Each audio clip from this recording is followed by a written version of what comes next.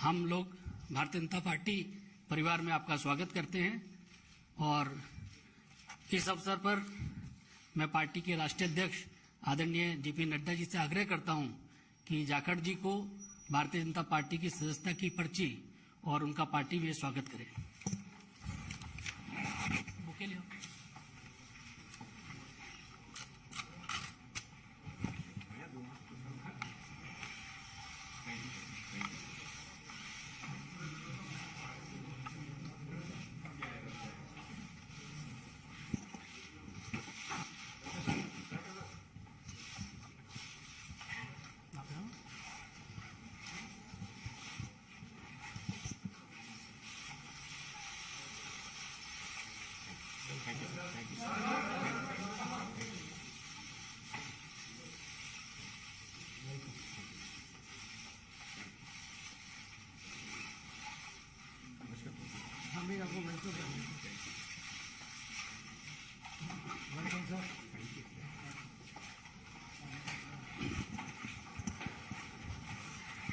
आदरणीय जाखड़ जी का विश्व की सबसे बड़ी पार्टी में स्वागत है और इस अवसर पर मैं पार्टी के राष्ट्रीय अध्यक्ष आदरणीय नड्डा जी से आग्रह करूंगा कि वे शब्दों के माध्यम से जाखड़ जी का पार्टी में स्वागत करें।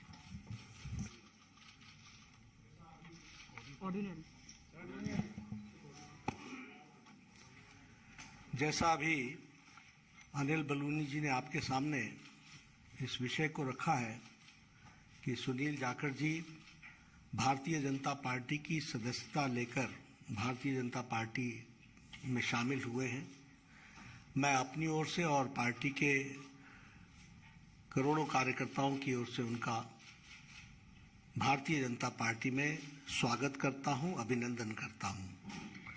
ये हम सब के लिए खुशी का विषय है कि सुनील जाखड़ जी जो एक अनुभवी नेता और जिन्होंने लगभग 3.5 दशक राजनीति में एक अपना स्थान बनाया है, ऐसे व्यक्तित्व भारतीय जनता पार्टी में शामिल हुए हैं। आपने कई जिम्मेवारियां निभाई हैं, प्रदेश के कांग्रेस के एक समय अध्यक्ष भी रहे, एलओपी भी रहे, लोकसभा में भी रहे, विधानसभा में लंबे अरसे तक रहे और एक अपनी खास छवि पार्टी से अलग हट करके आपने स्थापित की और किसानों के नेता, युवाओं के दिलों में जगह एक ईमानदार छवि के साथ आपने कई जिम्मेवारियों पर काम किया है। आज मैंने आप सबसे पहले भी कहा था कि पंजाब में राष्ट्रवादी ताकतों का जो प्रथम स्थान है वो भारतीय जनता पार्टी ले रही है और इसलिए आवश्यक होता है कि राष्ट्रवादी विचार रखने वाले सभी लोग भारतीय जनता पार्टी के साथ जुड़े और मजबूती प्रदान करें।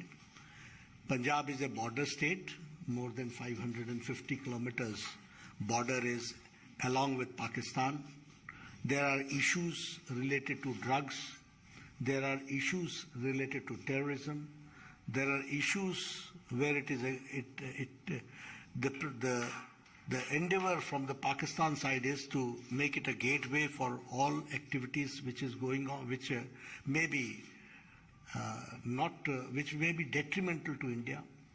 तो ऐसे में राष्ट्रवादी ताकतों का मजबूत होना पंजाब में आज की आवश्यकता है और आज पंजाब में भारतीय जनता पार्टी ऑपोजिशन की आवाज बन करके आ रही है और इसीलिए मैंने उस समय भी कहा था कि बहुत लोग कांग्रेस से और अकाली दल से भी जो भी राष्ट्रवादी ताकतों के साथ जुड़ना चाहते हैं वो भारतीय जनता पार्टी के साथ आना चाहते हैं।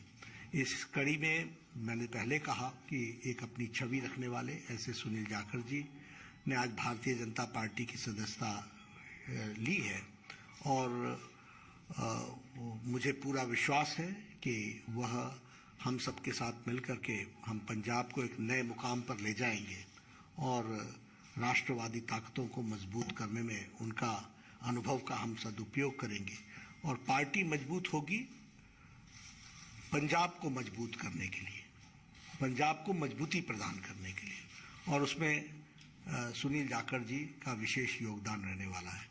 मैं पुनः आपका अभिनंदन करता हूं, स्वागत करता हूं और मैं निवेदन भी करूंगा सुनील जी से कि आप जरूर कुछ अपने उद्गार कहें। और बहुत बहुत धन्यवाद आदरणीय बीजेपी के अध्यक्ष नड्डा साहब, जो आपने मुझ जैसे व्यक्ति को माननीय प्रधानमंत्री नरेंद्र मोदी जी, माननीय देश के गृह मंत्री अमित शाह जी, उनके साथ उनकी सहमति से मुझ जैसे व्यक्ति को आज अपनी पार्टी में शामिल होने का ये मौका दिया। मैं आभारी हूं मंच पे जो मौजूद हमारे प्रभारी अनिल बालूनी जी हैं। मैं आभारी हूं खास तौर पे प्रवेश वर्मा जी का, जो खास तौर पे इस मौके पे यहाँ पहुंचे हैं। मैं आभारी हूं अरविंद खन्ना जी का, मैं आभारी हूं मनजिंदर सिंह सरसा जी का, मैं आभारी हूं परमिंदर जी का कि आप सबके सहयोग से आज इस बीजेपी के मंच पे नड्डा साहब की हाजिरी में बीजेपी में शामिल होने का मौका आपने दिया। धन्यवाद नड्डा साहब। आप सभी ये कोई अच्छा सॉरी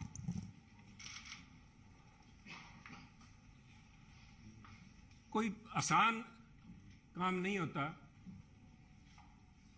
50 साल का संबंध मेरा कांग्रेस से है।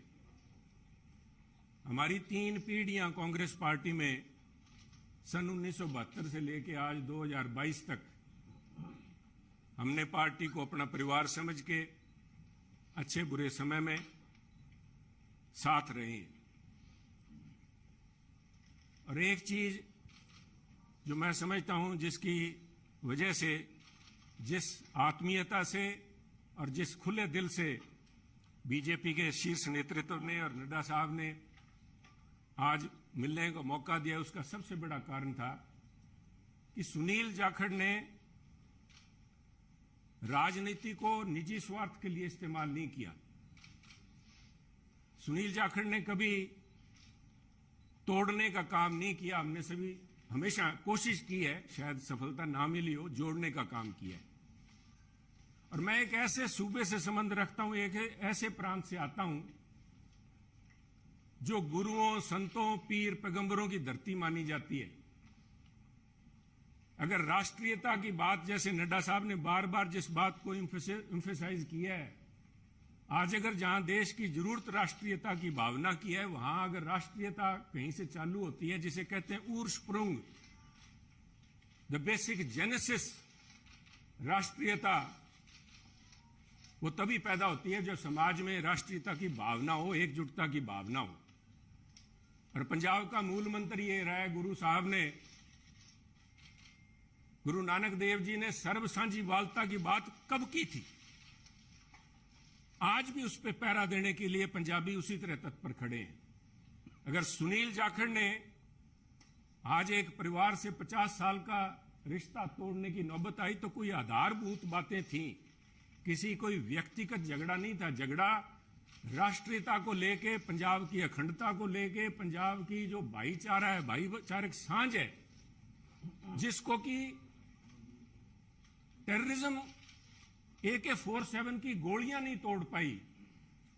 जहां आपसी भाईचारे में, चाहे वो सिख हो चाहे हिंदू हो, उनके अंदर किसी किस्म का कोई द्वेष की भावना पैदा नहीं हुई। 25,000 से ज्यादा पंजाबियों ने कुर्बानी दी। पर आप भी गवाह हैं, साहब पड़ोसी दे, आपका तो पड़ोसी सूबा है, आप तो जब हिमाचल से चलते हैं, पंजाब के बीच में से होके जाते हैं, कभी भी कोई फर्क नहीं आया, किसी किस्म का कोई किसी सोच ही नहीं आई। और उसी राष्ट्रीयता की भावना के लिए पहरा दे के सुनील जाखड़ ने अपनी 50 साल की जिंदगी का वही मूल मंत्र था।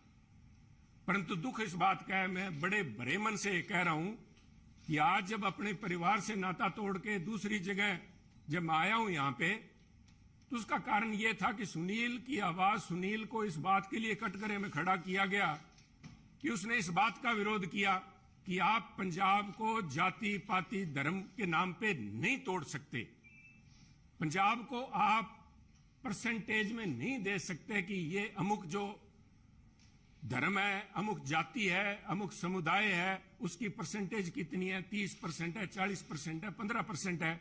मैं समझता हूं पंजाब एक सूबा है जिसने देश के लिए template has established a template for the country. Every single citizen has the same right as anybody else. सबको बराबरी का, there is no second class citizen in Punjab. और इस भावना को लेके पंजाब अग्रणी सूबा रहा है, चाहे वो हमने देश की सीमाओं पे लड़ाई लड़ी है, चाहे देश के विकास में, हर सूबे प्रांत में पंजाब ने अपना नाम कमाया है। कुछ लोग बात करेंगे क्योंकि हुआ क्या, कोई एक व्यक्ति की बात नहीं है कि एक व्यक्ति ने बोल दिया और संबंध टूट गया। वो कहना कच्ची यारी है, नहीं सन इस तरह नहीं टूटा करती। ये कोई शीशा नहीं है जो 50 साल का संबंध है। कहते हैं कोई शीशा नहीं है कि पहले हम इंसान हैं, हमने रिश्तों को निभाया है असूलों की तरह, पर जब असूल ही टूट जाएं, जब हम अपने सिद्धांत से हट जाएं, अपनी आइडियोलॉजी से हट जाएं, तो मैं समझता हूं this is a right time to have a rethink. उसको सारा सोचना पड़ता है कि हम जा किस तरफ रहे हैं, आज किस तरफ बढ़े जा रहे हैं। तो उसको लेके मैं समझता हूं कि यह निर्णय लिया गया। और क्यों निर्णय लिया गया, बीजेपी के पास, मैं क्यों बीजेपी के आपके यहां आज मंच पे बैठा हूं। सब तरह तरह की अटकलें लगाई जा रही थी, सुनील को लेके कयास लगाए जा रहे थे, क्यों बड़ा स्वाभाविक था। जिस दिन से नड्डा साहब आपने देखा कि मैंने गुड बाय बोला, मेरी तरफ से तो गुड बाय 11 तारीख को, जिस दिन मैंने देख लिया कि आवाज के ऊपर पाबंदी लगाने के लिए नोटिस जारी किए जा रहे हैं, तो आवाज नहीं रोकी जा सकती। सुनील को आप पद से हटा सकते हो, किसी से दूर कर सकते हो, सुनील की आवाज गिरवी नहीं रखी जा सकती। आवाज राष्ट्रीयता के लिए उठेगी। परंतु क्या कारण बने ना साहब, मैं आज कुछ बातें आपसे शेयर, आपके पास अगर मुझे पता है आपको जयपुर भी जाना है, पर 2 मिनट मैं लूंगा आपके कीमती समय के। पार्लियामेंट के अलावा मुझे 1.5 साल पार्लियामेंट में काम करने का मौका मिला सरसा जी, पर उसके बाद पार्लियामेंट से बाहर मेरी मुलाकात हुई माननीय प्रधानमंत्री से, जब वो पंजाब आए। करतारपुर कॉरिडोर एक बहुत लंबे समय की मांग, बलूनी जी, जो सारे सिख समुदाय की नहीं, पूरे पंजाबियों की, जो भी व्यक्ति पंजाब से प्रवेश से जुड़ा हुआ सबका था कि हमें करतारपुर साहब जाके हमें अपनी बात श्रद्धा नमन करने का, उसकी संभाल का, उस हमारे गुरु घर का हमें को मौका मिले। उस समय यह सौभाग्य था कि मुझे वहां पे प्रधानमंत्री जी के पास बैठ के गुरु का लंगर छकने का मौका मिला, उनसे बात करने का मौका मिला, उनकी भावनाएं समझी। वो तो एक मुलाकात थी, एक मुलाकात से 50 साल के संबंध नहीं टूटते।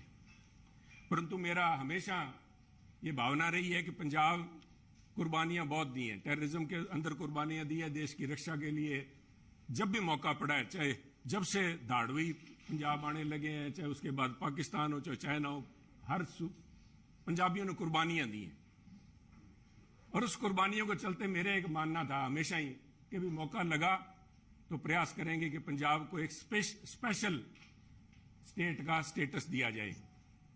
नड्डा साहब, कागजों में तो अभी फॉर्मली नहीं दिया गया, कॉन्स्टिट्यूशनली तो नहीं दिया गया, बहुत सी मजबूरियां, सरकारों की वक्त की मजबूरियां होती हैं। परंतु मेरा मानना है कि व्यवहारिक तौर पे माननीय प्रधानमंत्री ने पंजाब को स्पेशल स्टेटस दे दिया। और उसका जीता जागता सबूत है जब माननीय प्रधानमंत्री ने लाल किले पे हिंद की चादर गुरु तेग बहादुर जी का 400वां प्रकाश दिवस मनाया, तो मैं समझता हूं कि उनके जो सबसे ज्यादा कट्टर विरोधी थे, उन्होंने भी अपने दिल में स्वीकार किया कि वो पंजाब की नब्ज समझ गए। पंजाब की जो भावना है कि पंजाबी मिलजुल के मानस की जात सब एक को पहचानबे, कहां कश्मीर के पंडितों को लेके चाहे आज तक संघर्ष चल रहा है, कब गुरु साहब ने यहां पे इन मुगलों के पास आके अपनी कुर्बानी दी थी। और मैं समझता हूं उस भावना को नमन है, उस भावना को जितना भी कहें, चाहे बहुत से माननीय प्रधानमंत्री ने अपने कार्यकाल के दौरान बहुत से ऐसे काम किए हैं, पर एक पंजाबी के तौर पे मैं शायद किसी को अच्छा ना लगे, मैं समझता हूं ये जो उनका एक कदम था, ये एक इज अ लैंडमार्क।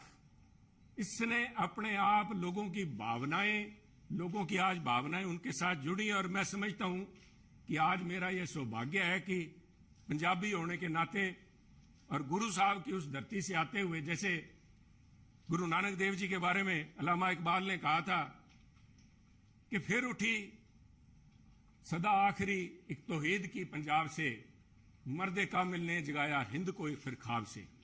आज मैं समझता हूं फिर वही भावना पंजाब से लेके यहां पे उस भावना, उस अलग की, उस ज्योति की एक उसको लेके मैं आज बीजेपी में आया हूं। और मैं समझता हूं कि आप लोगों के सहयोग, आपके मार्गदर्शन, माननीय प्रधानमंत्री अमित शाह जी के मार्गदर्शन में अगर मैं रत्ती भर भी देश में और पंजाब के लिए उस अखंडता को कायम रखने में कामयाब होता हूं तो मेरा जीवन सार्थक मैं मानूंगा। आपका बहुत बहुत धन्यवाद। जय हिंद, जय हिंद साहब। इस कार्यक्रम में शामिल होने के लिए आदरणीय राष्ट्राध्यक्ष जी का बहुत बहुत धन्यवाद। और मीडिया के सभी साथी, बहुत कम समय में आप सब लोग आए, आप सबका बहुत बहुत धन्यवाद।